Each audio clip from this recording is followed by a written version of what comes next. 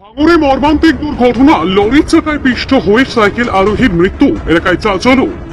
আজ মহরমের দিনে ভাঙড়ের গাবতলা এলাকায় এক মর্মান্তিক সড়ক দুর্ঘটনায় প্রাণ হারালেন এক সাইকেল আরোহী।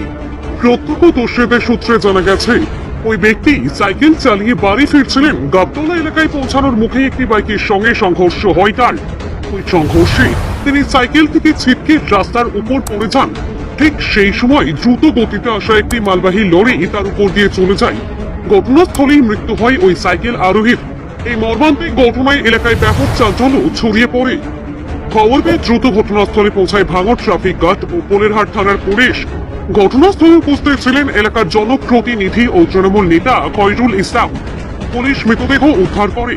স্থানীয় সূত্রে জানা যায়, মৃত ওই ব্যক্তির বাড়ি বর্ধমানে। তিনি দীর্ঘদিন হাতিশালা এলাকায় ঘর ভাড়া নিয়ে পরিবারের সাথে বসবাস করতেন। ময়নাতদন্তে পাঠানোর প্রক্রিয়া শুরু করেছে। দুর্ঘটনার সঠিক কারণ জানতে তদন্ত শুরু করেছে পুলিশ।